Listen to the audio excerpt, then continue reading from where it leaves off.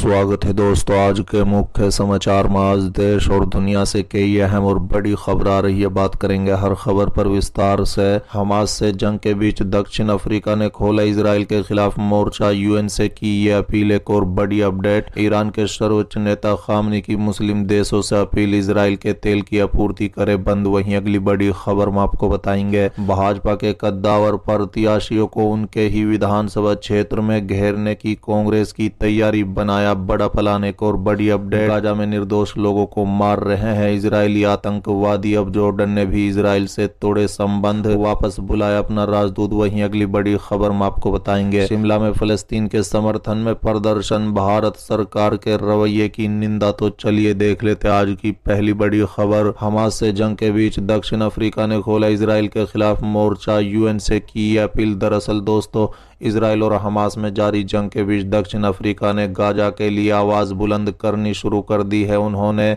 UN से Gaza के लोगों के लिए रैपिड प्रोटेक्शन फोर्स तैनात करने की अपील की है। बता दें, दक्षिण अफ्रीका का कहना है कि हमास के नियंत्रण वाले इलाके में इजराइल की बमबारी के बाद गाजा में बड़ी तादाद में बच्चे मारे जा रहे हैं। बता दें कि दक्षिण अफ्रीका के अंतर्राष्ट्रीय संबंध और सहयोग विभाग ने बयान में कहा है कि दक्षिण अफ्रीका संयुक्त राष्ट्र महासचिव के प्रस्ताव का समर्थन करता है, जिसमें तत्काल युद्ध विराम के लिए कहा गया है। इसके अलावा भोजन, चिकित्सा आपूर्ति और ईंधन प्रदान करने के लिए एक जोड़ खोलने का आह्वान किया गया है।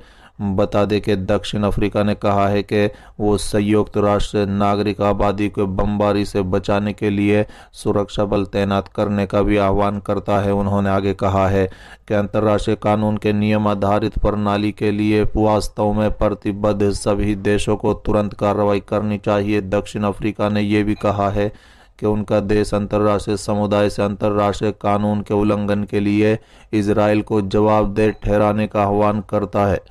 बता दें कि बच्चों के लिए काम करने वाले संगठन सेव द चिल्ड्रन ने बताया है कि पिछले 3 हफ्ते में गाजा में मारे गए बच्चों की संख्या 2019 के बाद से दुनिया के सभी संघर्ष क्षेत्रों में मारे गए बच्चों की सालाना संख्या के पार कर गई है। रिपोर्ट्स के मुताबिक 7 अक्टूबर को हमास के हमले और इजराइल नागरिकों के अपहरण के बाद इजराइल ने हमले शुरू कर दिए। इस हमले में अब तक 3500 से ज्यादा फिलिस्तीनी बच्चे मारे जाने की खबर है। ये भी दावा किया जा रहा है कि इजरायली हमले शुरू होने के बाद 1000 से ज्यादा बच्चे लापता है। बता दें कि बयान में बताया गया है कि पिछले हफ्ते संयुक्त राष्ट्र सुरक्षा परिषद ने बोलते हुए मंत्री नालदेव पांडर ने दुनिया को 1994 में रावंडा में हुए नरसंहार की याद दिलाई थी, जब से अल्पसंख्यक जातीय समूह के 5 लाख से अधिक लोगों के साथ साथ युवा समुदाय का भी नरसंहार किया गया था। चलिए अगली खबर, गाजा में निर्दोष लोगों को मार रहा है आतंकवादी इजराइल। अब जॉर्डन ने भी इजराइल से तोड़े संबंध, वापस बुलाया अपना राजदूत। दरअसल दोस्तों, गाजा पट्टी में इजरायली हमलों में नागरिकों की मौत के विरोध में जॉर्डन ने अपने राजदूत को वापस बुला लिया है। बता दें, विदेश मंत्री अयमान अल सब्दी ने दूत रसन अल मजली को इजराइल से वापस अम्मान लौटने के लिए कहा है। बता दें कि बयान जारी करते हुए जॉर्डन के विदेश मंत्री ने कहा है कि गाजा पर उग्र इजरायली युद्ध की अस्वीकृति और निंदा की जानी चाहिए। इजराइल निर्दोष लोगों को मार रहा है और एक अभूतपूर्व मानवीय तबाही का कारण बन रहा है। बता दें कि जॉर्डन ने इजराइल के विदेश मंत्रालय से यह भी कहा है कि वो अपने राजदूत रेजेल रचमन को बता दे, जिन्हें जॉर्डन में सुरक्षा खतरे के कारण स्थायी रूप से इजराइल वापस बुलाया गया था, कि वो वापस अम्मान न लौटे।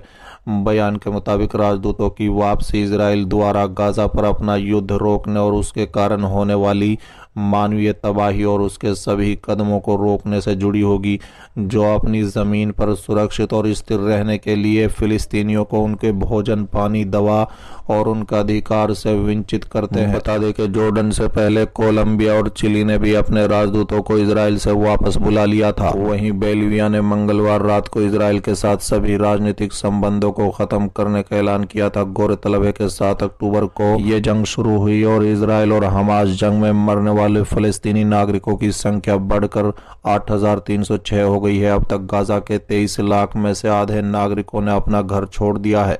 इस जंग में 1400 से अधिक लोग घायल हुए हैं। हमास के लड़ाकों ने 200 से ज्यादा नागरिकों को बंधक बनाकर रखा है। हमास का दावा है कि इजरायली बमबारी में 50 से ज्यादा बंधकों की मौत हो गई है। चलिए अगली खबर। शिमला में फिलिस्तीन के समर्थन में प्रदर्शन, भारत सरकार के रवैये की निंदा। दरअसल दोस्तों, इजरायल और हमास के बीच भीषण युद्ध चल रहा है, जिसके चलते गाजा में 8000 से ज्यादा लोगों की मौत हो चुकी है। वहीं इजरायल द्वारा गाजा पट्टी में किए जा रहे हमले के खिलाफ डीसी ऑफिस शिमला के बाहर all India peace and solidarity संगठन के नेतृत्व में जोरदार प्रदर्शन किया गया। बता दें कि all India peace and solidarity संगठन के नेतृत्व में शिमला शहर के दर्जनों संगठनों ने इजरायल द्वारा फिलिस्तीन के गाजा पट्टी में किए जा रहे हमले के खिलाफ डीसी ऑफिस शिमला के बाहर जोरदार प्रदर्शन किया। आईपीएसओ ने इजरायली हमले और संयुक्त राष्ट्र संघ में युद्ध विराम पर लगाए गए प्रस्ताव में भारत सरकार के नकारात्मक रवैये की कड़ी निंदा की।